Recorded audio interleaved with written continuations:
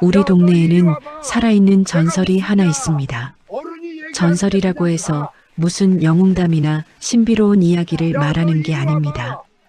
동네 사람이라면 누구나 혀를 내두르고 마주치기만 해도 재수가 옴붙었다며 침을 뱉고 지나가는 그야말로 살아있는 재앙 같은 존재에 대한 이야기입니다. 사람들은 그를 망원동 미친개 혹은 횡단보도의 저승사자라고 불렀습니다. 제가 이 동네로 이사 온 지 딱 일주일 되던 날이었습니다. 서울 하늘 아래 보증금 1,000만 원에 월세 50만 원짜리 방을 구하기란 하늘의 별 따기였고 운 좋게 구한 이 반지하 방은 곰팡이 냄새가 좀 나긴 했지만 지하철역과 가까워서 사회 초년생인 저에게는 감지덕지한 보금자리였습니다. 이삿짐 정리를 대충 마치고 편의점에 맥주나 한 캔 사러 나가던 길이었습니다. 동네 어귀에 있는 4차선 도로 앞 횡단보도에는 낡아 빠진 플라스틱 의자 하나가 덩그러니 놓여 있었습니다. 그리고 그 위에는 마치 그 의자와 한 몸이 된 듯한 노인 한 명이 앉아 있었습니다. 낡아서 색이 다 바랜 국방색 조끼, 며칠은 감지하는 듯 떡진 백발, 그리고 손에 들린 옹이 지고 굵은 나무 지팡이. 그게 그 노인의 시그니처였습니다. 초록 불이 켜졌습니다. 저는 이어폰을 꽂고 스마트폰으로 웹툰을 보며 횡단보도에 발을 내디뎠습니다. 바로 그 순간이었습니다. 야, 이 썩을 놈아. 눈가를 어디다 두고 다니는 거야? 고막을 찢을 듯한 고함 소리에 저는 소스라치게 놀라 제자리에서 펄쩍 뛰었습니다. 고개를 들어보니 의자에 앉아있던 그 노인이 시뻘건 얼굴로 저를 향해 삿대질을 하고 있었습니다. 아니, 정확히 말하면 삿대질이 아니라 손에 든 지팡이를 휘두르고 있었습니다. 앞을 봐야지, 앞을. 대가리에 똥만 찼나? 어디서 전화기 귀신이 씌어가지고 죽고 싶어 환장했어? 저는 너무 당황스러워서 멍하니 서 있었습니다. 주변에 있던 사람들은 익숙하다는 듯 혀를 차며 저희를 피해 빠르게 지나가고 있었습니다. 저는 이어폰을 빼며 억울한 마음에 대꾸했습니다. 할아버지, 저한테 그러시는 거예요? 제가 뭘 했다고 다짜고짜 욕을 하세요? 초록 불이라서 건너는 건데. 뭐, 이 자식이 어디서 어른한테 눈을 동그랗게 뜨고 말댔구야. 죽어. 너 그러다 죽어. 당장 그 전화기 집어치우지 못해? 노인은 금방이라도 달려들 기세로 지팡이로 바닥을 쾅쾅 내리찍었습니다. 그 눈빛이 어찌나 살벌하고 광기에 차 있던지 건장한 20대 남자인 저조차도 등골이 오싹해질 정도였습니다. 더 상대하다가는 봉변을 당할 것 같아 저는 도망치듯 횡단보도를 건넜습니다. 등 뒤로 노인의 걸걸한 욕설이 계속해서 따라붙었습니다. 썩을 놈들. 다 죽어봐야 정신을 차리지. 에잉 쯧쯧. 편의점에 들어선 저는 거칠게 숨을 몰아쉬며 냉장고에서 맥주를 꺼냈습니다. 계산대에는 인상 좋은 아주머니가 앉아 계셨는데 제 꼴을 보더니 쯧쯧 혀를 차며 말씀하셨습니다. 총각 횡단보도 최영감한테 한 소리 들었나 보네. 얼굴이 아주 울그락불그락해. 아, 저 할아버지 아세요? 아니, 무슨 초면부터 쌍욕을 박으시는데 저 진짜 맞을 뻔했어요. 여기 치안이 왜 이래요? 아주머니는 바코드를 찍으며 한숨을 푹 내쉬었습니다. 말도 마. 저 영감 때문에 우리 동네 집값 떨어진다는 소리까지 나온다니까. 벌써 3년째 저러고 있어. 비가 오나 눈이 오나 아침 8시부터 저녁 8시까지 저 자리에 딱 붙어서 지나가는 사람마다 시비를 걸어. 특히 젊은 사람들이나 애들한테 더 지랄이야. 경찰에 신고는 안 해봤어요? 저 정도면 영업방해의 협박 수준인데. 신고? 하루에 10번도 더 들어가지. 경찰차도 수시로 왔다 갔다 해. 근데 소용없어. 경찰 오면 또 언제 그랬냐는 듯 입 꾹 다물고 불쌍한 노인네 흉내를 내거든. 그리고 치매기가 좀 있다고 하더라고. 자식도 없는 독거노인이라는데 경찰들도 딱해서 훈방 조치만 하고 돌려보내나 봐. 아주 골칫덩어리야. 저는 맥주캔을 따며 창밖을 바라보았습니다. 편의점 유리창 너머로 멀리 횡단보도가 보였습니다. 어둑해진 저녁, 가로등 불빛 아래 앉아있는 노인의 실루엣은 기괴하다 못해 공포스럽기까지 했습니다. 그는 여전히 지나가는 사람들을 향해 무언가 소리를 지르고 있었습니다. 그 모습이 마치 지옥문을 지키는 문지기 같다는 생각이 들었습니다. 집으로 돌아와 침대에 누웠지만 노인의 그 살기 어린 눈빛이 잊히지 않았습니다. 죽어. 너 그러다 죽어. 라고 악을 쓰던 목소리가 귓가에 맴돌았습니다. 단순히 치매 노인의 헛소리라고 치부하기엔 그 목소리에 담긴 감정이 너무나 짙고 무거웠습니다. 그건 단순한 분노가 아니었습니다. 뭐라고 설명할 수 없는 아주 끔찍한 절규 같기도 했습니다. 다음 날 아침 저는 출근을 위해 다시 그 횡단보도 앞에 섰습니다. 일부러 노인의 눈에 띄지 않으려고 사람들 틈에 섞여 조용히 서 있었습니다. 노인은 오늘도 어김없이 그 자리에 앉아 매의 눈으로 사람들을 감시하고 있었습니다. 그때였습니다. 유치원 가방을 맨 꼬마 아이 하나가 엄마 손을 뿌리치고 횡단보도로 뛰어들었습니다. 아직 빨간 불이었습니다. 민준아, 안 돼. 아이 엄마가 소스라치게 놀라 소리쳤지만 아이는 장난기 가득한 얼굴로 도로 한복판을 향해 달렸습니다.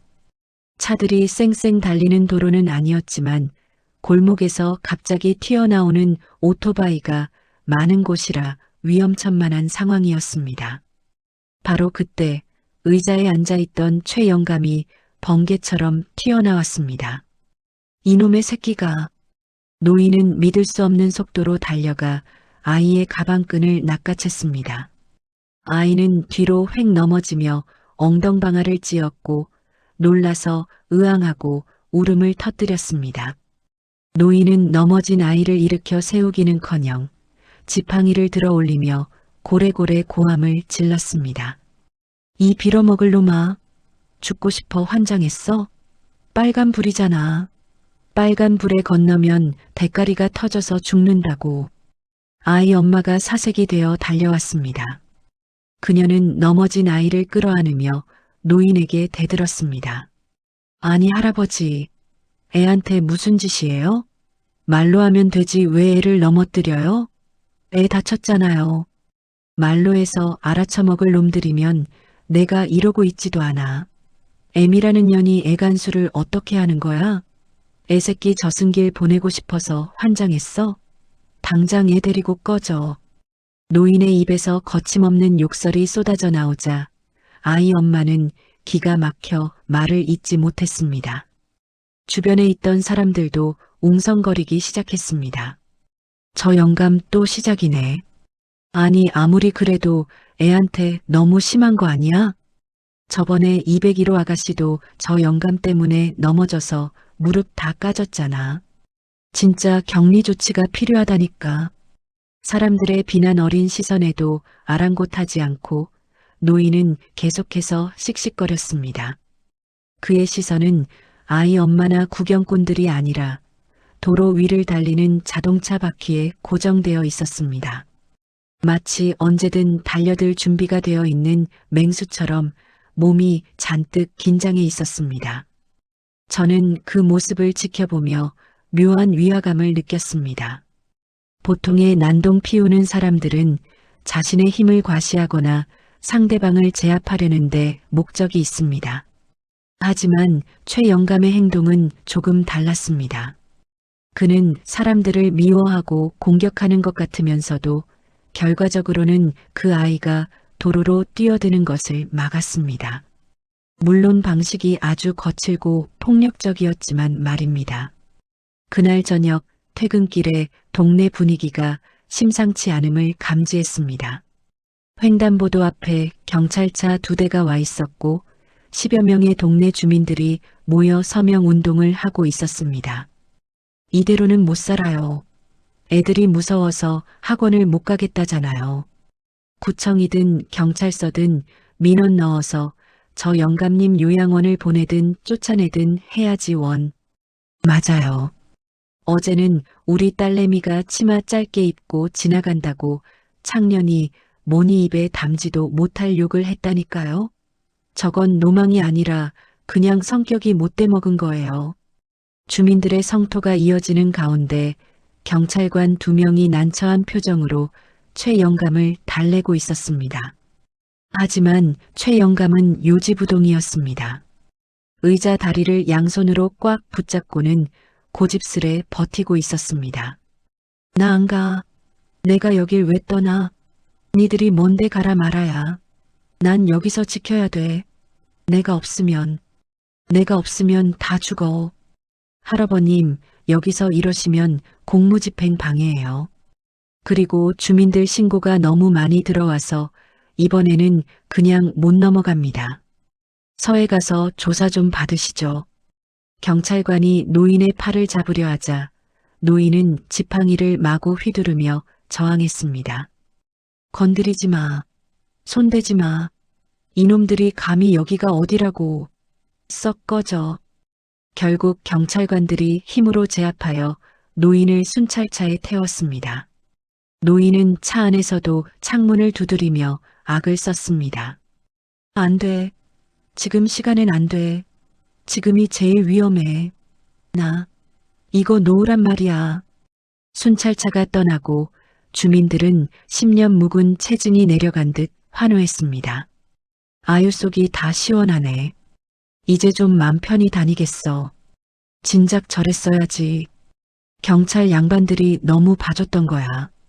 사람들은 뿔뿔이 흩어졌고 횡단보도 앞에는 덩그러니 남겨진 플라스틱 의자 하나와 뒹구는 빈 소주병들만 남았습니다. 저는 그 빈 의자를 한참이나 바라보았습니다. 지금이 제일 위험해라고 외치던 노인의 절박한 목소리가 귓가에 쟁쟁했습니다. 도대체 무엇이 그토록 위험하다는 걸까요? 그리고 그는 왜 하필 이 횡단보도를 그토록 고집하는 걸까요? 그날 밤 저는 잠을 이루지 못하고 창문을 열었습니다. 비가 부슬부슬 내리기 시작했습니다. 빗소리에 섞여 어디선가 둔탁한 소리가 들려왔습니다. 쿵, 쿵, 쿵. 무언가 바닥을 내리찍는 소리였습니다. 저는 설마 하는 마음에 창밖으로 고개를 내밀고 도로 쪽을 바라보았습니다. 가로등 불빛 아래 비를 쫄딱 맞으며 누군가 걸어오고 있었습니다. 경찰서에서 풀려난 게 분명한 최 영감이었습니다. 그는 비틀거리는 걸음으로 다시 횡단보도 앞 그 자리로 돌아오고 있었습니다. 그리고는 쓰러져 있던 의자를 일으켜 세우고 젖은 의자 위에 털썩 주저앉았습니다. 비에 젖은 그의 모습은 더욱 처량하고 기괴했습니다. 그는 멍하니 텅 빈 도로를 응시하고 있었습니다. 차도 사람도 없는 새벽 2시의 도로. 그는 무엇을 보고 있는 걸까요? 저는 호기심과 알 수 없는 연민에 이끌려 우산을 들고 밖으로 나갔습니다. 가까이 다가가자 술 냄새와 퀴퀴한 노인 냄새가 코를 찔렀습니다. 그는 저를 보고도 욕을 하거나 소리를 지르지 않았습니다. 그저 초점 없는 눈으로 허공을 응시하며 중얼거리고 있었습니다. 온다. 곧 온다. 까만 차. 라이트도 안 켠 까만 차. 저는 조심스럽게 말을 걸었습니다. 할아버지, 비 오는데 왜 여기서 이러고 계세요? 들어가셔야죠. 감기 걸려요. 제 말은 들리지도 않는다는 듯 그는 계속해서 같은 말만 반복했습니다. 막아야 돼. 내가 막아야 돼. 이번엔 안 놓쳐. 이번엔 꼭. 그의 목소리는 떨리고 있었습니다. 뺨을 타고 흐르는 것이 빗물인지 눈물인지 분간할 수 없었습니다. 저는 그가 보고 있는 방향을 따라 고개를 돌렸습니다. 그곳은 횡단보도 건너편 낡은 가로등 하나가 깜빡거리는 어두운 골목 입구였습니다. 그때 노인이 갑자기 제 손목을 덥석 잡았습니다. 악력이 어찌나 센지 손목이 부러질 것만 같았습니다. 놀라서 쳐다보니 노인이 번들거리는 눈으로 저를 뚫어져라 쳐다보며 말했습니다. 총각, 자네 눈에는 보이지? 저기 서 있는 아이 말이야. 네, 아이요? 저는 소름이 쫙 돋아 주변을 둘러보았습니다. 하지만 텅 빈 거리에는 비 내리는 소리만 가득할 뿐 개미 새끼 한 마리 보이지 않았습니다.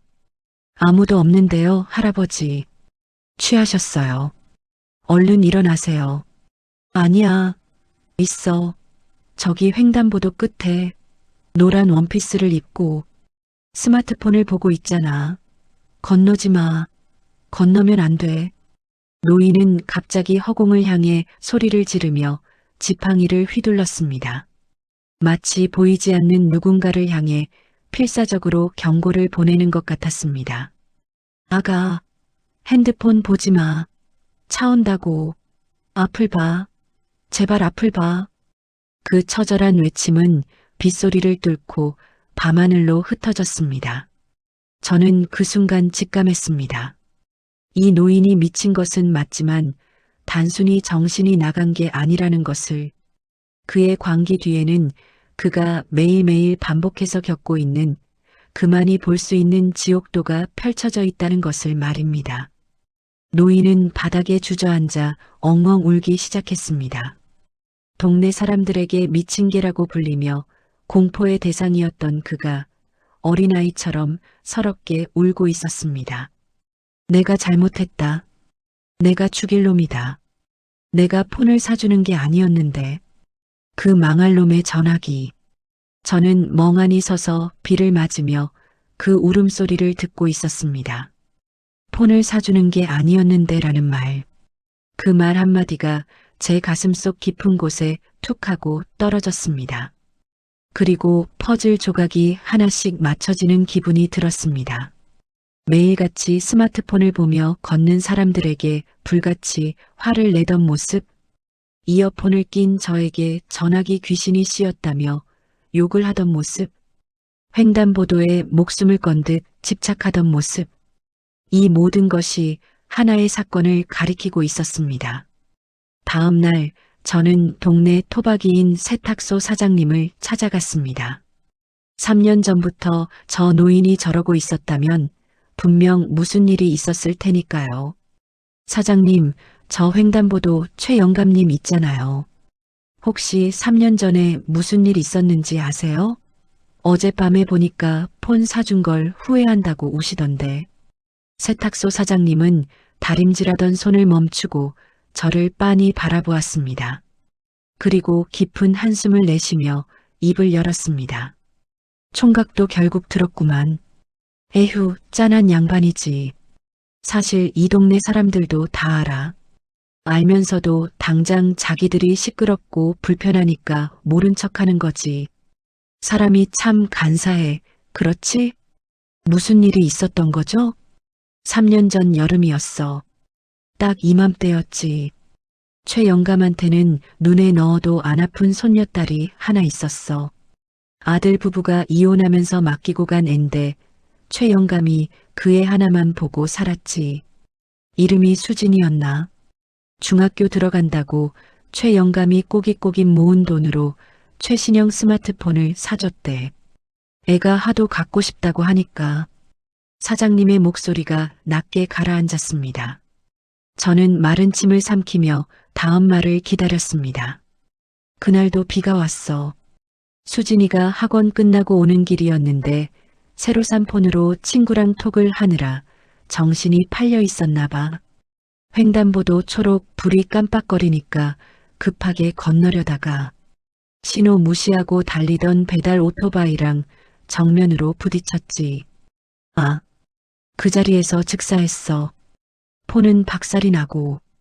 더 기가 막힌 건 사고 난 자리가 바로 최 영감이 매일 앉아있는 그 횡단보도야.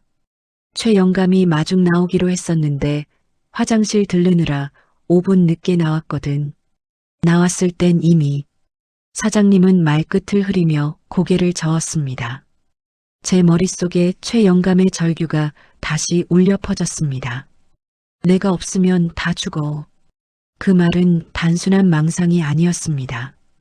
자신이 늦어서 손녀를 지키지 못했다는 끔찍한 죄책감이 만들어낸 강박이었던 것입니다. 장례 치르고 나서 최 영감이 완전히 사람이 변했어. 처음엔 집 밖에도 안 나오더니 어느 날부턴가 그 낡은 의자를 들고 횡단보도로 나가더라고. 그러고는 지나가는 사람들, 특히 폰 보고 걷는 젊은 애들만 보면 그렇게 쌍욕을 해대는 거야. 자기 눈에는 그 사람들이 다 죽은 손녀딸로 보이는 게지. 또 사고가 날까봐 자기가 지켜야 한다고 생각해서 그게 저렇게 미치광이 짓으로 변질된 거야. 이야기를 듣고 나니 가슴이 먹먹해져 왔습니다.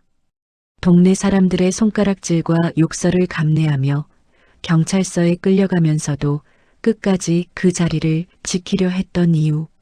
그건 단순한 행패가 아니라 매일매일 반복되는 악몽 속에서 타인을 구하려는, 그리고 죽은 손녀를 구하려는 처절한 몸부림이었습니다. 하지만 세상은 그의 사연을 들어주지 않았습니다. 사람들에게 그는 그저 혐오스러운 늙은이, 없어져야 할 민폐 덩어리일 뿐이었으니까요. 세탁소를 나오는데 다시 비가 쏟아지기 시작했습니다. 저는 우산을 쓰고 횡단보도로 향했습니다. 멀리서 최 영감의 모습이 보였습니다.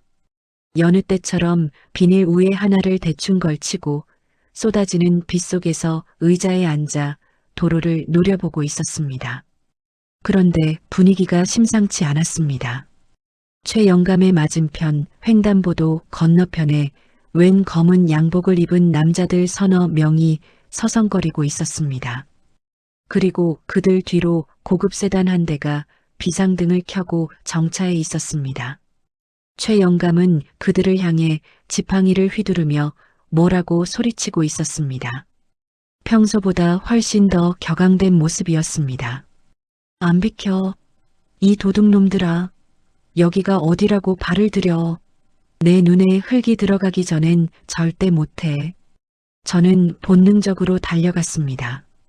가까이 다가가서 들어보니 양복 입은 남자들 중 하나가 비웃음을 흘리며 말하고 있었습니다. 아이고, 영감님. 곱게 말할 때 비키시라니까요. 여기 도로 확장 공사 들어간다고 몇 번을 말해요. 구청 허가 다 떨어졌고 오늘부터 여기 펜스 칠 겁니다. 이 의자 치우세요. 뭐? 도로 확장? 누구 맘대로. 여기 펜스 치면 사람들은 어디로 다니라고. 안 돼. 여긴 내가 지켜야 돼. 최 영감은 의자를 끌어안고 바닥에 드러 누워버렸습니다.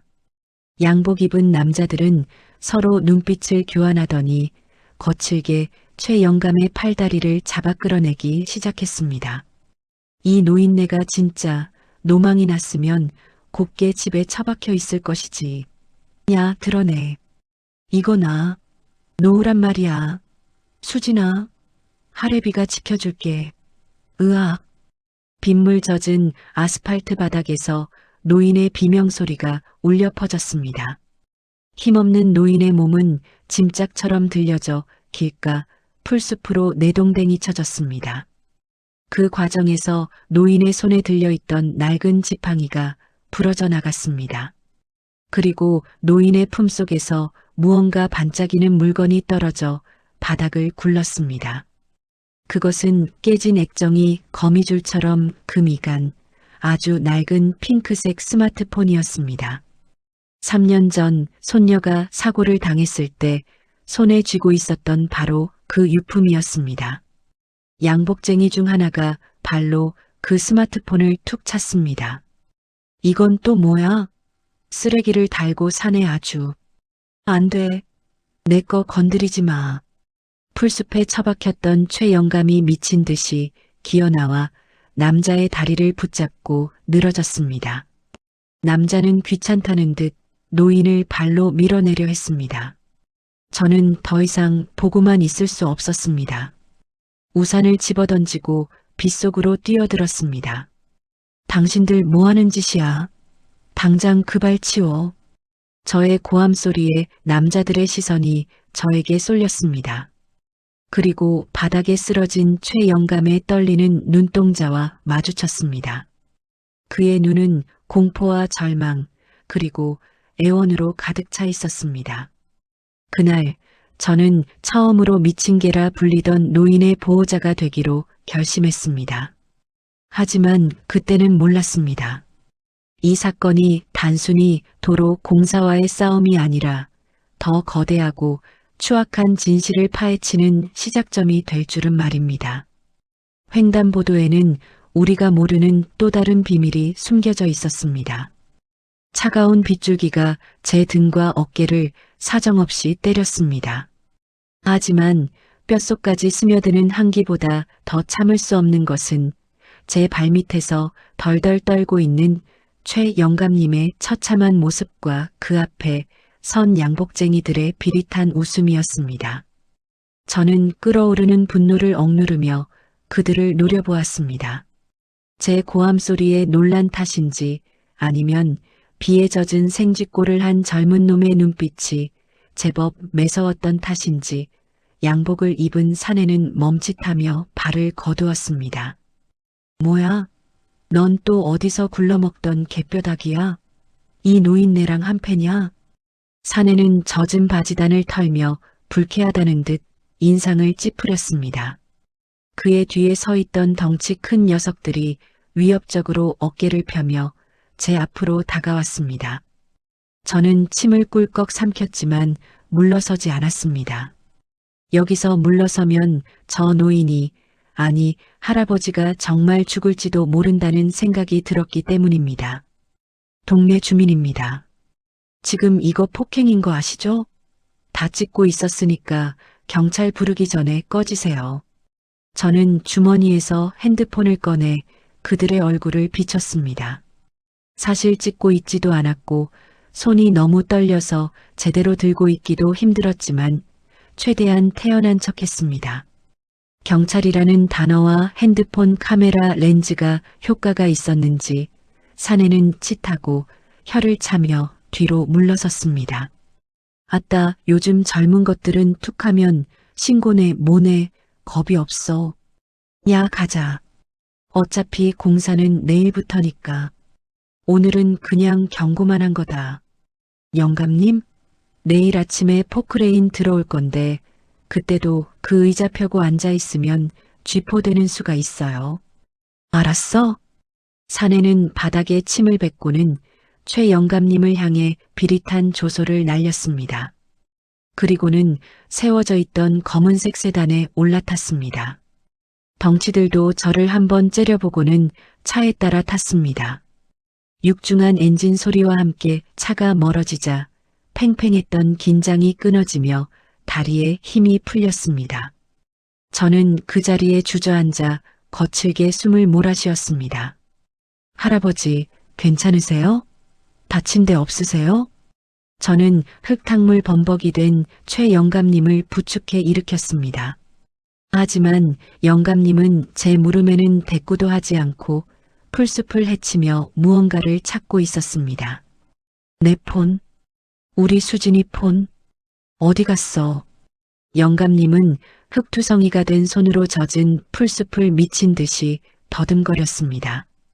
손톱 밑에 시커먼 흙이 끼고 손등이 나뭇가지에 긁혀 피가 맺혔지만 아랑곳하지 않았습니다. 저는 가슴이 미어지는 것 같아 얼른 휴대폰 플래시를 켜고 함께 찾기 시작했습니다. 잠시 후 덤불 속에서 반짝이는 핑크색 물체를 발견했습니다. 여기 있어요, 할아버지. 여기. 제가 건넨 핑크색 스마트폰은 처참했습니다. 액정은 산산조각이 났고 케이스에 달려있던 곰돌이 장식은 흙탕물에 찌들어 형체를 알아보기 힘들었습니다. 하지만 영감님은 마치 세상에서 가장 귀한 보물을 다루듯 떨리는 양손으로 그 폰을 받아들었습니다. 그리고는 자신의 옷자락으로 폰에 묻은 흙을 조심스럽게 닦아내며 품에 꼭 안았습니다. 미안하다. 할애비가 못나서 또 지켜주질 못했어. 미안하다 수진아. 빗물과 눈물이 뒤섞인 영감님의 얼굴을 보며 저는 아무 말도 할 수 없었습니다. 그저 우산을 씌워드리는 것밖에 제가 할 수 있는 일은 없었습니다. 집이 어디세요? 모셔다 드릴게요. 이대로 계시면 병나요. 영감님은 한참을 멍하니 앉아 있다가 겨우 고개를 끄덕였습니다.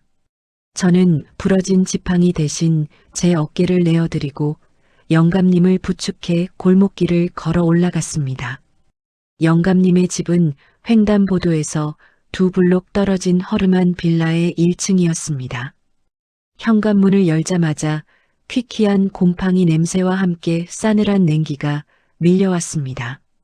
집 안 풍경은 충격적이었습니다. 가구라고는 낡은 소파와 작은 밥상 하나가 전부였지만 거실 한쪽 벽면은 온통한 소녀의 사진으로 도배가 되어 있었습니다.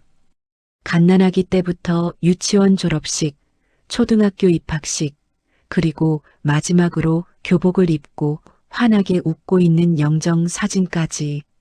그곳은 집이 아니라 죽은 손녀를 위한 거대한 재단 같았습니다. 영감님은 젖은 옷을 갈아입을 생각도 하지 않고 젖은 핑크색 폰을 영정 사진 앞에 조심스럽게 올려두었습니다. 그리고는 털썩 주저앉아 멍하니 사진을 바라보았습니다. 저는 부엌으로 가서 수건을 찾아와 영감님의 머리를 닦아드리고 보일러를 틀었습니다. 냉장고를 열어보니 말라비틀어진 김치 쪼가리와 물병 하나가 전부였습니다. 마음이 아려왔습니다. 지난 3년 동안 이 노인은 밥을 먹은 게 아니라 그저 죽지 못해 숨만 쉬고 있었던 겁니다. 할아버지, 따뜻한 물 좀 드세요. 제가 건넨 물잔을 받아든 영감님의 손이 심하게 떨렸습니다. 한 모금 마신 영감님은 그제야 제 얼굴을 제대로 쳐다보았습니다. 초점 없던 눈동자에 조금씩 생기가 돌아오고 있었습니다. 고맙네. 총각. 아까는 미안했어. 내가 정신이 오락가락해서. 아니에요. 그럴 수도 있죠. 그런데 할아버지, 아까 그 사람들이 도로 공사한다고 하던데 왜 그렇게까지 막으시는 거예요? 그냥 이제 그만 잊고 편하게 사시면 안 돼요? 수진이도 할아버지가 이러는 거 원치 않을 거예요. 제 말에 영감님의 눈빛이 다시 날카로워졌습니다. 그는 물잔을 쾅 내려놓으며 소리쳤습니다. 잊어? 어떻게 잊어? 억울해서 못 잊어. 우리 수진이는 그냥 사고로 죽은 게 아니야. 네, 그게 무슨 말씀이세요? 오토바이 사고였다면서요. 아니야. 경찰놈들도 동네 사람들도 다 오토바이라고 했지. 하지만 난 봤어. 똑똑히 봤단 말이야. 영감님은 제 팔을 꽉 붙잡고 절규하듯 토해냈습니다. 그날 내가 화장실 갔다가 늦게 나왔을 때 쾅 소리가 났어. 놀라서 뛰어갔더니 수진이가 길바닥에 쓰러져 있었고 그 옆에 오토바이가 자빠져 있었지. 근데 말이야. 오토바이 놈은 멀쩡했어. 헬멧도 쓰고 있었고 그냥 툭 털고 일어나더라고. 그런데 저만치 앞에서 시커먼 승용차 한 대가 미친 듯이 달려 도망가고 있었어. 영감님의 주장에 따르면 상황은 이랬습니다. 수진이를 친 건 오토바이가 아니라 그 앞을 질주하던 검은 세단이었고 오토바이는 그 뒤를 따르다가 넘어진 수진이를 피하려다 넘어진 것뿐이라는 겁니다. 하지만 경찰 조사 결과는 정반대였습니다. 검은 세단은 존재하지 않았고 오토바이가 빗길에 미끄러져 수진이를 쳤다고 결론이 났다는 것입니다. CCTV는요? 횡단보도니까 CCTV가 있었을 거 아니에요? 없었어. 하필 그날 고장이 났대. 3년 동안 멀쩡하던 게 그날 딱 하루 그 시간에만 녹화가 안 됐다는 거야. 이게 말이 돼? 그리고 그 오토바이 탄 놈. 20살짜리 어린 놈이었는데 사고 내고 나서 벌벌 떨지도 않고 누군가랑 통화를 하더라고. 처리했습니다라고. 내가 들었어. 영감님의 말은 충격적이었습니다. 만약 그 말이 사실이라면 이건 단순한 뺑소니가 아니라 조직적인 은폐가 개입된 살인 사건이나 다름없었습니다. 경찰에 그 얘기하셨어요? 했지. 수백 번도 더 했어. 서장실도 찾아가고 검찰청 앞에서 1인 시위도 했어. 근데 다들 나보고 미친 노인네래. 자식 잃은 슬픔에 헛것을 본 거라고. 오토바이 탄 놈은 과실치사로 집행유예 받고 풀려났어. 합의금도 엄청나게 주더구만. 그 돈이 어디서 났겠어? 가난한 배달 알바생이. 영감님은 분통을 터뜨리며 가슴을 쥐어뜯었습니다. 그 모습에서 거짓을 찾아볼 수는 없었습니다. 광기라고 생각했던 그의 행동들은 거대한 벽에 부딪힌 약자의 처절한 몸부림이었던 것입니다. 총각, 아까 봤지? 그 검은 차. 오늘 온 그놈들이 타고 온 차 말이야. 아, 네. 아까 그 양복쟁이들이요? 그 차야. 3년 전에 수진이를 치고 도망간 차. 그 차랑 똑같이 생겼어. 번호판은 못 봤지만 그 뒷모습, 그 불길한 느낌. 내가 절대 안 잊어. 놈들이 다시 온 거야. 증거를 없애려고. 영감님의 눈에 공포가 서렸습니다. 저는 등골이 오싹해졌습니다. 도로 확장 공사, 갑자기 들이닥친 용역 깡패들, 그리고 3년 전의 뺑소니. 이 모든 것이 하나의 점으로 연결되는 느낌이었습니다. 만약 영감님 말씀대로라면 그들은 단순히 도로를 넓히려는 게 아니라 3년 전 사고의 흔적을 혹은 아직 발견되지 않은 무언가를 완전히 덮어버리려는 것일지도 모릅니다. 할아버지, 저 믿으세요? 제가 좀 알아볼게요. 제가 기자는 아니지만 요즘 인터넷으로 찾으면 웬만한 건 다 나와요. 그 도로 공사 시공사가 어딘지, 3년 전 사고 기사가 어떻게 났는지 제가 찾아볼게요. 영감님은 젖은 눈으로 저를 빤히 쳐다보시더니 덜덜 떨리는 손으로 제 손을 맞잡았습니다. 거칠고 투박한 손이었지만 그 온기는 뜨거웠습니다. 고맙네. 정말 고마워. 아무도 내 말을 안 믿어줬는데 자네가 처음이야. 그날 밤 저는 집으로 돌아와 밤새 컴퓨터 앞에 매달렸습니다. 3년 전 뉴스 기사를 검색해보니 망원동 횡단보도 빗길 교통사고, 중학생 사망이라는 짧은 단신 기사 몇 개가 전부였습니다. 댓글도 거의 없었고 사고 원인은 빗길 과속 및 주시 태만으로 종결되어 있었습니다. 그런데 이상한 점을 발견했습니다. 당시 사고를 낸 오토바이 운전자의 이름이 박철수 가명이었는데 기사 하단에 달린 딱 하나의 댓글이 눈에 띄었습니다. 박철수 제 배달 알바 하던 애 아닌데? 동네에서 오토바이 훔쳐 타던 양아치였음. 근데 사고 나고 며칠 뒤에 새 차 뽑고 다니더라. 로또 맞았나? 3년 전 댓글이었지만 소름이 돋았습니다. 영감님의 말씀대로 누군가에게 거액의 합의금을 받았을 가능성이 컸습니다. 저는 내친 김에 이번 도로 확장 공사에 대해서도 알아보았습니다. 구청 홈페이지에 들어가 공사 공고를 찾아보니 시공사가 제2건설로 되어 있었습니다. 그리고 그 건설사의 대표 이름이 낯익었습니다. 최강우. 어디서 들어봤더라. 기억을 더듬던 저는 무릎을 탁 쳤습니다. 얼마 전 지역 뉴스에서 봤던 젊은 시의원 후보. 젠틀한 이미지와 봉사활동으로 인기를 얻고 있는 그 사람이 바로 최강우였습니다. 그리고 그의 아버지는 이 지역 유지이자 거대 건설사의 회장이었습니다.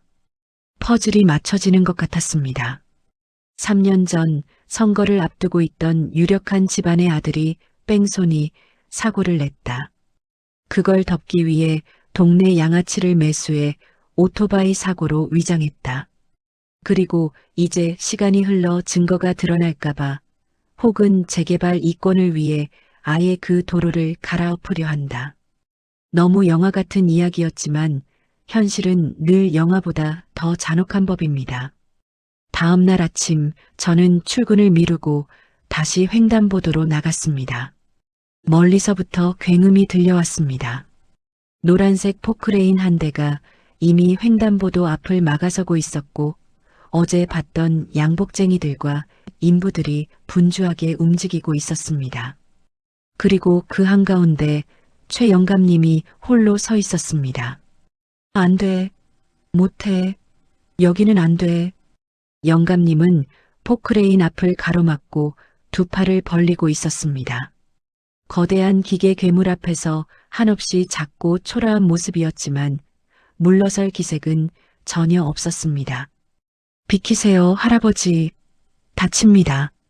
인부들이 소리쳤지만 포크레인 기사는 짜증난다는 듯 위협적으로 굴삭기를 들어 올렸다가 내리기를 반복했습니다. 쿵, 쿵. 땅이 울릴 때마다 영감님의 몸도 휘청거렸습니다. 저는 젖먹던 힘까지 다해 달려갔습니다. 멈춰요. 사람 있잖아요. 제가 영감님 앞을 막아서자 현장 소장으로 보이는 남자가 다가왔습니다. 어제 봤던 그 양복쟁이는 아니었지만 더 교활해 보이는 인상의 남자였습니다. 아, 이 동네 참 시끄럽네. 당신은 또 뭡니까? 업무 방해로 고소당하고 싶어요? 고소 좋아하시네. 정식 공사 허가증 보여주세요. 그리고 안전 펜스도 없이 중장비를 들이미는 게 어디 있어요? 이거 구청에 민원 넣으면 공사 중지되는 거 알죠? 제가 짐짓 아는 척하며 따지자 소장은 흠칫했습니다. 하지만 이내 비릿한 미소를 지으며 주머니에서 담배를 꺼내 물었습니다. 허가증? 저기 붙어 있잖아. 그리고 민원? 넣을 테면 넣어봐. 우리 뒤에 누가 있는지 알고 까부는 건가? 젊은 양반 괜히 정의의 사도 놀이하다가 인생 꼬이지 말고 좋게 말할 때 꺼져. 이 노인네는 우리가 알아서 요양원으로 보내줄 테니까. 요양원? 그게 무슨 소리예요? 구청 사회복지과랑 얘기 끝났어. 보호자도 없는 치매 노인 길거리에서 자해 공갈하는데 강제 입원시키는 게 당연한 거 아닌가? 곧 구급차 올 거야. 소장의 말에 영감님의 얼굴이 하얗게 질렸습니다. 그들은 공권력까지 동원해 영감님을 치워버릴 작정이었습니다. 영감님이 사라지면 3년 전의 진실도 영원히 아스팔트 아래 묻히게 될 것입니다. 안 가. 나 안 미쳤어. 이 살인자 놈들아. 영감님이 절규하며 소장에게 달려들려던 찰나 멀리서 사이렌 소리가 들려왔습니다. 경찰차가 아닌 사설 구급차였습니다.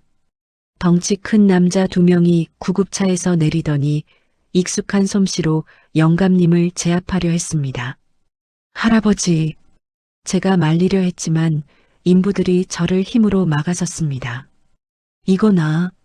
이거 납치야. 놓으라고. 수진아, 하래비가 미안해. 으악. 영감님이 구급차에 억지로 태워지는 모습을 보며 저는 무력감에 치을 떨었습니다. 닫히는 문틈 사이로 영감님의 절망적인 눈빛이 저를 향했습니다. 제발 도와줘 라고 말하는 듯 했습니다. 구급차가 떠나고 포크레인은 보란듯이 굉음을 내며 횡단보도의 아스팔트를 깨부수기 시작했습니다. 드르르륵 쾅. 3년 동안 영감님이 목숨처럼 지켜왔던 그 자리가, 수진이의 피가 스며있던 그 자리가 순식간에 가루가 되어 사라지고 있었습니다. 저는 주먹을 꽉 쥐었습니다. 손톱이 살을 파고들어 피가 날 정도였지만 아픔은 느껴지지 않았습니다. 이대로 물러설 수는 없었습니다. 저들이 저렇게까지 무리수를 두며 영감님을 치워버리려 한다는 건 분명 그곳에 감추고 싶은 결정적인 무언가가 있다는 증거였습니다. 저는 깨져나가는 아스팔트 조각들을 멍하니 바라보다가 문득 영감님이 어제 했던 말이 떠올랐습니다. 우리 수진이는 오토바이가 아니라 검은 차에 치였어. 그리고 시선이 포크레인이 파헤치고 있는 땅 밑 드러난 흙바닥에 머물렀습니다. 3년 전 화단이 있었던 자리, 그곳 흙 속에 무언가 반짝이는 것이 보였습니다. 깨진 유리 조각인가 싶었지만 햇빛을 받아 반사되는 빛깔이 예사롭지 않았습니다. 저는 인부들의 눈을 피해 슬금슬금 그쪽으로 다가갔습니다. 포크레인이 잠시 멈춘 틈을 타 흙무더기 속에서 그 물건을 집어들었습니다. 그것은 손가락 한마디만 한 플라스틱 조각이었습니다. 검은색 도장이 칠해진 자동차 범퍼 조각 같았습니다. 그런데 그 조각 뒷면에 아주 작은 글씨가 음각으로 새겨져 있었습니다. J-VIP 커스텀. 순간 심장이 멎는 것 같았습니다. J건설. 바로 이번 공사의 시공사. 그리고 VIP 커스텀이라는 문구. 이건 일반 차량이 아니라 특별 주문 제작된 한정판 차량의 부품이었습니다. 3년 전 사고 현장에서 수거되지 않고 화단 흙 속에 묻혀 있던 결정적인 증거가 아이러니하게도 그들이 증거를 없애려고 땅을 파헤치는 순간 제 손에 들어온 것입니다. 이 조각, 그놈 차야. 저는 떨리는 손으로 조각을 주머니에 넣었습니다. 이제 싸움의 판도가 바뀌었습니다. 미친 노인의 헛소리가 아니라 명백한 물증이 생겼으니까요. 하지만 상대는 거대 건설사와 유력 정치인 후보입니다. 저 혼자 힘으로는 계란으로 바위치기일 뿐입니다. 그때 제 주머니 속 핸드폰이 울렸습니다. 모르는 번호였습니다. 여보세요? 총각 나야. 수화기 너머로 들려오는 목소리에 저는 숨을 멈췄습니다. 떨리고 쉰 목소리, 하지만 정신만은 또렷한 그 목소리. 바로 구급차에 실려갔던 최 영감님이었습니다. 할아버지, 괜찮으세요? 어디세요? 나 탈출했어. 휴게소 들렀을 때 화장실 창문으로 도망쳤네. 지금 산속이야. 탈출이라뇨? 몸도 성치 않으신데. 일단 제가 데리러 갈게요. 위치가 어디예요? 아니, 오지 마. 놈들이 자네를 감시하고 있을 거야. 잘 듣게. 우리 집 안방 장판 밑을 열어봐. 거기에 내가 3년 동안 모은 게 있어. 그걸 가지고 방송국으로 가.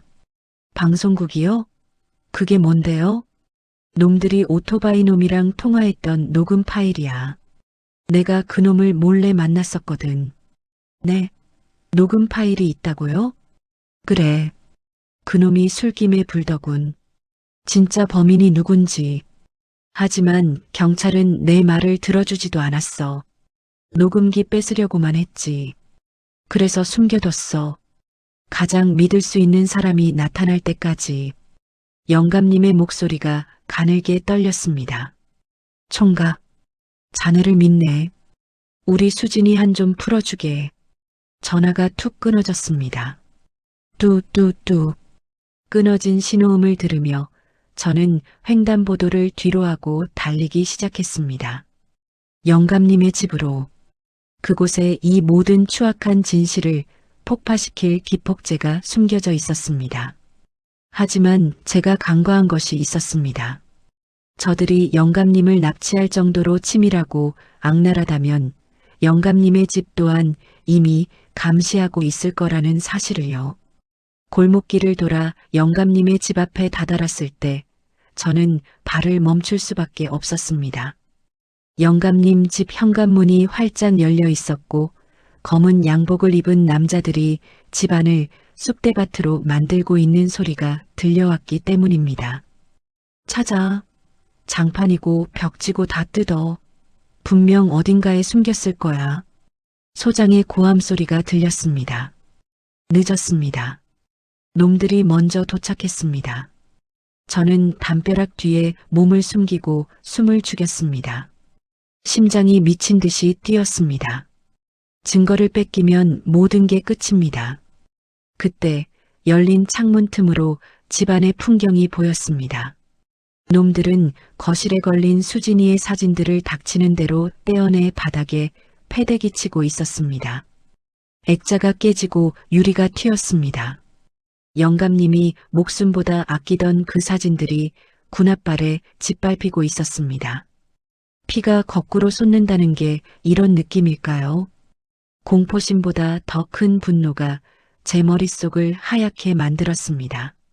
저는 주머니 속에 있는 자동차 범퍼 조각을 꽉 쥐었습니다. 그리고 바닥에 굴러다니던 깨진 벽돌 조각 하나를 집어들었습니다. 이 개자식들. 저는 비명을 지르며 열린 현관문으로 뛰어들었습니다. 그들이 예상치 못한 반격의 시작이었습니다. 우당탕, 굉음과 함께 유리창이 박살났습니다. 제가 던진 벽돌이 거실 창문을 뚫고 나가면서 요란한 소리를 냈기 때문입니다. 집안을 난장판으로 만들던 검은 양복 사내들이 일제히 동작을 멈추고 저를 쳐다봤습니다. 그들의 눈에는 당혹감이 서려 있었습니다. 감히 덤빌 거라고 생각지 못했던 평범한 청년의 돌발 행동이었으니까요. 누구냐? 너 아까 그놈이지? 죽고 싶어서 환장했어? 소장이 얼굴을 붉히며 고함을 질렀습니다. 덩치 큰 놈 하나가 저를 향해 성큼성큼 다가왔습니다. 저는 두려웠지만 동시에 차가운 이성이 머릿속을 지배했습니다. 지금 놈들과 싸워서 이길 수는 없습니다. 제 목표는 단 하나, 영감님이 말씀하신 장판 밑에 녹음기를 확보하는 것, 그리고 시간을 끄는 것이었습니다. 동네 사람들, 여기 강도야. 깡패들이 사람 죽인다. 불이야. 저는 목이 터져라 소리를 지르며 현관문 옆에 있던 소화기를 집어들었습니다. 안전핀을 뽑고 놈들을 향해 하얀 분말을 난사했습니다. 칙 하는 소리와 함께 거실은 순식간에 하얀 연기로 뒤덮였습니다. 콜록콜록. 야, 이 새끼 잡아. 앞이 안 보여. 놈들이 기침을 하며 허우적거리는 사이 저는 숨을 참고 안방으로 뛰어들었습니다. 영감님이 말씀하신 장판 모서리가 보였습니다. 손톱이 뒤집어지는 고통을 참으며 장판을 뜯어냈습니다. 그곳에 낡은 비닐에 쌓인 작은 보이스 레코더 하나가 놓여 있었습니다. 찾았다. 저는 레코더를 낚아채 품에 넣었습니다. 하지만 그 순간 매캐한 연기를 뚫고 나온 소장이 제 뒷덜미를 낚아챘습니다. 쥐새끼 같은 놈이 어딜 도망가. 내놔. 그거 내놓으라고. 소장의 주먹이 제 복부를 강타했습니다. 억하는 소리와 함께 숨이 턱 막혔습니다. 바닥에 쓰러진 저를 향해 놈들의 발길질이 쏟아졌습니다. 온몸이 부서질 듯 아팠지만 저는 몸을 웅크려 품속의 레코더와 주머니 속 범퍼 조각을 필사적으로 지켰습니다. 이것마저 뺏기면 영감님도 수진이도 그리고 저도 끝장이라는 생각뿐이었습니다. 그때였습니다. 밖에서 웅성거리는 소리와 함께 누군가가 외쳤습니다. 경찰이다. 경찰 왔어. 강도야? 어느 집이야? 세상에, 문이 다 부서졌네. 제 고함 소리와 깨진 창문 소리를 듣고 놀란 동네 주민들이 몰려 나온 것입니다. 뒤이어 사이렌 소리가 들려오자 소장과 놈들의 얼굴이 사색이 되었습니다. 젠장, 짭새들이야. 야, 철수해. 뒷문으로 빠져. 놈들은 저를 발로 한 번 더 걷어차고는 허둥지둥 뒷베란다를 통해 도망쳤습니다. 저는 욱신거리는 몸을 일으켜 벽에 기댔습니다. 입안이 터져 피맛이 났지만 품속의 레코더는 무사했습니다. 잠시 후 걱정스러운 표정의 이웃 주민들과 경찰관이 들이닥쳤습니다. 저는 안도의 한숨을 내쉬며 그대로 정신을 잃을 뻔했지만 아직 할 일이 남아있기에 입술을 깨물며 정신을 차렸습니다. 저는 경찰의 보호를 정중히 거절하고 영감님이 숨어 계신다는 산 아래 작은 모텔로 향했습니다. 날이 어둑어둑해진 저녁 허름한 모텔방에서 영감님은 초조하게 서성이고 계셨습니다.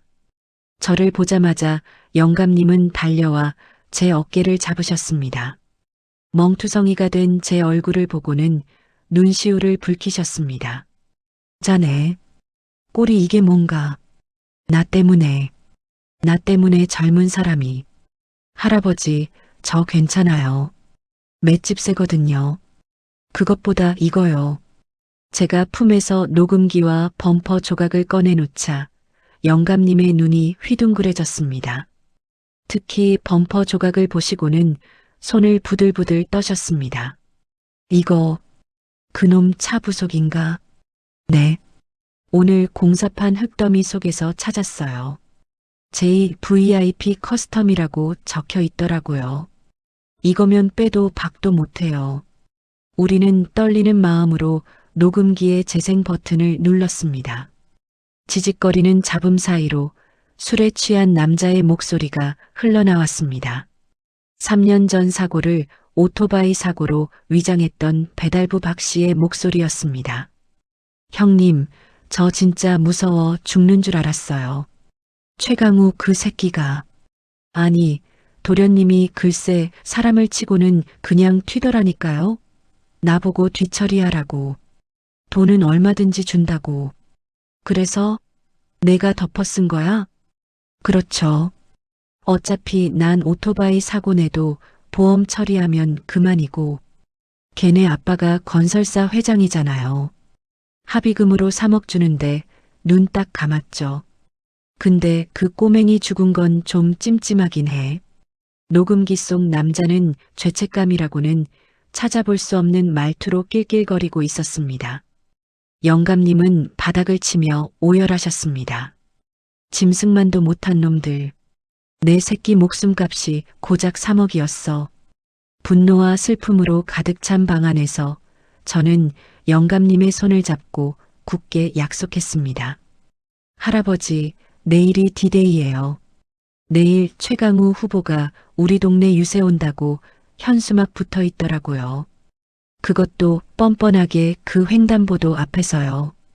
거기서 감히 내 수진이가 죽은 그 자리에서? 네. 오히려 잘 됐어요. 기자들도 많이 올 거고 동네 사람들도 다 모일 거예요. 거기서 이 모든 걸 터뜨려요. 다음 날 오후 횡단보도 앞은 선거 유세 차량과 지지자들로 북적였습니다. 도로는 이미 통제되었고 3년 전 사고의 흔적이자 영감님의 의자가 있던 자리는 임시 단상이 설치되어 있었습니다. 깔끔한 정장을 입은 최강우 후보가 단상 위에 올라 마이크를 잡았습니다. 훤칠한 키에 호감형 외모, 사람들은 환호했습니다. 존경하는 망원동 주민 여러분, 저 최강우, 안전하고 행복한 우리 동네를 만들기 위해 이 자리에 섰습니다. 특히 이 낡고 위험한 도로를 확 뜯어 고쳐서 우리 아이들이 안심하고 다닐 수 있는 명품 거리로 만들겠습니다. 뻔뻔한 거짓말에 구역질이 올라왔습니다. 아이를 죽인 살인자가 아이들의 안전을 논하다니요. 저는 모자를 푹 눌러 쓰고 무대 뒤편 음향 장비가 있는 곳으로 접근했습니다. 영감님은 군중들 틈에 섞여 무대 정면을 노려보고 계셨습니다. 경호원들이 곳곳에 배치되어 있었지만 동네 지리에 밝은 저는 개구멍을 통해 무대 아래 공간으로 잠입하는 데 성공했습니다. 음향 콘솔이 눈앞에 보였습니다. 엔지니어가 잠시 한눈을 파는 사이 저는 준비해간 AUX 케이블을 믹서에 꽂고 녹음기를 연결했습니다. 최강우 후보의 연설이 절정에 달하고 있었습니다. 과거의 낡은 것들은 과감히 버리고 새로운 미래로 나아가야 합니다. 저 최강우가 여러분의 든든한. 그 순간 저는 녹음기의 재생 버튼을 눌렀습니다. 동시에 메인 마이크 볼륨을 줄이고 녹음기 볼륨을 최대로 올렸습니다. 형님, 저 진짜 무서워 죽는 줄 알았어요. 최강우 그 새끼가. 글쎄, 사람을 치고는 그냥 튀더라니까요. 스피커를 찢을 듯한 굉음과 함께 적나라한 통화 내용이 유세장에 울려 퍼졌습니다. 나보고 뒤처리하라고. 돈은 얼마든지 준다고. 환호하던 군중들은 순식간에 얼어붙었습니다. 최강우 후보의 얼굴은 마치 귀신을 본 것처럼 하얗게 질렸습니다. 그는 당황하여 마이크를 두드렸지만 소리는 나지 않았습니다. 이거 뭐야? 당장 끄라고. 단상 아래에 있던 선거 캠프 관계자들이 우왕좌왕하는 사이 영감님이 군중들 사이를 헤치고 단상 위로 올라가셨습니다. 경호원들이 막으려 했지만 이미 동요한 시민들이 길을 터주었습니다. 영감님은 손에 든 검은색 물체, 바로 3년 전 그날의 범퍼 조각을 높이 치켜드셨습니다. 최강우, 내 놈이 죽였어. 내 손녀 수진이 내가 차로 치고 도망갔잖아. 영감님의 피 끓는 절규가 마이크 없이도 쩌렁쩌렁하게 울렸습니다. 사람들의 시선이 영감님과 최강우에게 집중되었습니다. 저 미친 할아버지 아니야? 뭐라고? 뺑소니? 녹음된 목소리. 저거 3년 전 그 오토바이 사고 얘기 같은데? 웅성거림은 곧 거대한 파도가 되었습니다. 저는 음향실에서 나와 마이크를 하나 들고 단상 위로 뛰어 올라갔습니다. 그리고 영감님 옆에 서서 소리쳤습니다. 여러분, 3년 전 횡단보도 사고 다들 기억하시죠? 오토바이 사고가 아니었습니다. 바로 이 최강우 후보가 검은색 J 커스텀 세단으로 아이를 치고 뺑소니를 친 겁니다. 이게 그 증거입니다. 이 범퍼 조각, 사고 현장 땅속에서 찾았습니다. 저는 범퍼 조각과 함께 3년 전 사고 당시 덮으려 했던 정황들이 담긴 서류 영감님이 모아둔 자료를 기자들을 향해 뿌렸습니다. 카메라 플래시가 미친 듯이 터지기 시작했습니다. 아니야, 모함이야. 저 미친 노인네랑 짜고 지금 공작하는 거야. 최강우가 발악하며 소리쳤지만 그의 떨리는 눈동자는 이미 모든 것을 시인하고 있었습니다. 그때 군중 속에서 누군가 계란을 던졌습니다. 퍽! 계란은 최강우의 이마에 정통으로 맞았습니다. 살인자가 무슨 구청장이야. 물러가라. 어제 우리 집 쳐들어온 깡패놈들도 내가 시킨 거지. 분노한 주민들이 단상으로 몰려들기 시작했습니다. 경호원들도 더 이상 막을 수 없었습니다. 아수라장이 된 유세장, 최강우는 바닥에 주저앉아 벌벌 떨고 있었습니다. 멀리서 경찰차 사이렌 소리가 들려왔습니다. 이번에는 그를 보호하러 온 것이 아니라 그를 체포하러 온 정의의 사이렌이었습니다. 경찰들이 들이닥쳐 최강우와 현장에 있던 폭력 소장을 긴급 체포했습니다. 최강우는 수갑을 찬 채로 기자들의 질문 세례를 받으며 끌려갔습니다. 그의 뻔뻔했던 고개는 푹 숙여져 있었습니다. 모든 상황이 종료되고 사람들도 하나둘 흩어졌습니다. 엉망이 된 단상 위에는 영감님만이 홀로 남아 계셨습니다. 영감님은 하늘을 올려다보며 하염없이 눈물을 흘리고 계셨습니다. 수진아, 봤니?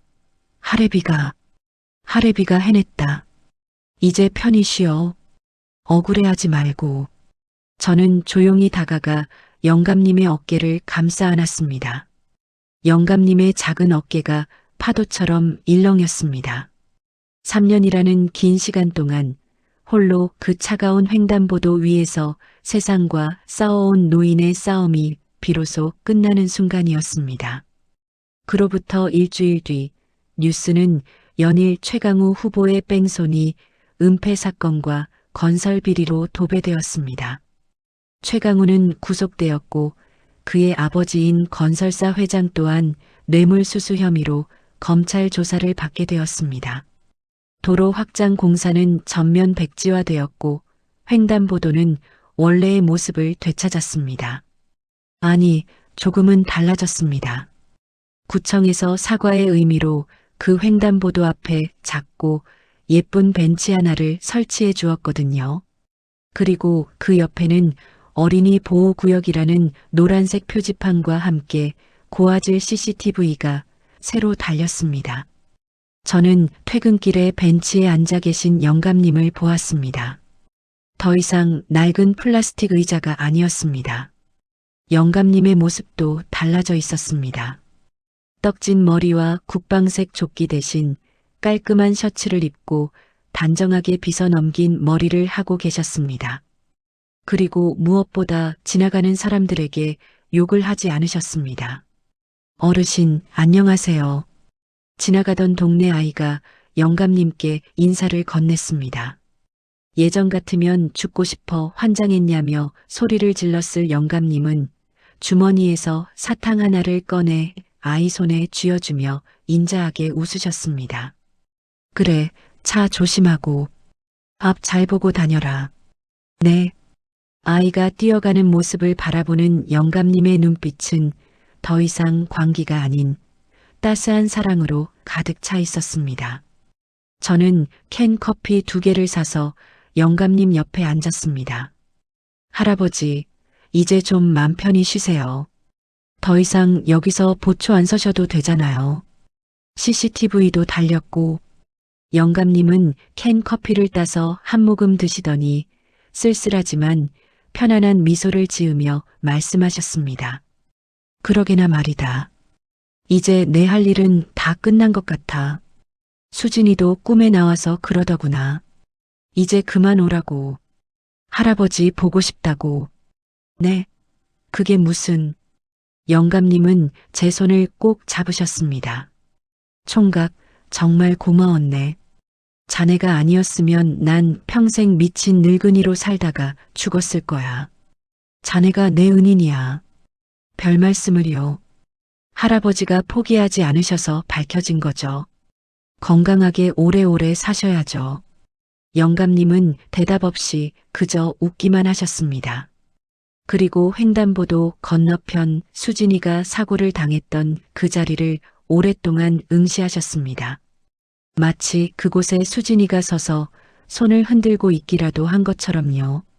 다음 날 아침 출근길의 습관처럼 횡단보도를 바라보았습니다. 하지만 벤치는 비어 있었습니다. 비가 오나 눈이 오나 늘 그 자리를 지키던 영감님의 모습이 보이지 않았습니다. 늦잠을 주무시나? 하고 대수롭지 않게 넘겼습니다. 하지만 그날 저녁 저는 영감님의 부고 소식을 들었습니다. 주무시다가 편안하게 돌아가셨대요.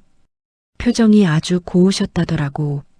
세탁소 사장님이 전해준 말에 저는 한동안 멍하니 서 있을 수밖에 없었습니다. 모든 짐을 내려놓고 억울함을 풀고 나서야 비로소 영감님은 스스로 끈을 놓으신 걸까요? 아니면 수진이가 정말로 할아버지를 데리러 왔던 걸까요? 장례식장은 썰렁할 줄 알았지만 의외로 붐볐습니다. 동네 사람들, 그리고 횡단보도에서 영감님께 욕을 먹었던 학생들, 청년들이 뉴스를 보고 찾아온 것입니다. 몰랐어요. 우리 지켜주려고 그러신 줄. 죄송해요, 할아버지. 국화꽃 노인 영정사진 속에서 영감님은 환하게 웃고 계셨습니다. 그 옆에는 수진이의 사진이 나란히 놓여 있었습니다. 이제 두 사람은 하늘나라에서 손을 잡고 마음 편히 횡단보도를 건너고 있겠지요. 빵빵거리는 차도 뺑소니범도 없는 그곳에서요. 저는 지금도 가끔 그 횡단보도를 건널 때면 스마트폰을 주머니에 넣습니다.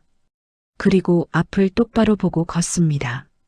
어딘가에서 영감님이 지켜보고 계실 것 같아서요. 앞을 봐야지. 그러다 다친다. 어디선가 영감님의 호통 소리가 환청처럼 들려오는 것 같습니다. 하지만 이제 그 소리는 무서운 욕설이 아니라 우리를 지켜주는 가장 든든하고 따뜻한 안부 인사라는 것을 저는 압니다. 망원동 횡단보도에는 보이지 않는 수호신이 살고 있습니다. 비록 지금은 그 자리가 비어 있지만 우리는 영원히 그를 기억할 것입니다. 매일 욕을 퍼붓던 미친 할아버지, 아니, 우리를 너무나 사랑했던 나의 영웅을요. 구독과 좋아요, 알림 설정은 영상 제작에 큰 힘이 됩니다. 더 재밌는 이야기로 찾아뵙겠습니다. 감사합니다.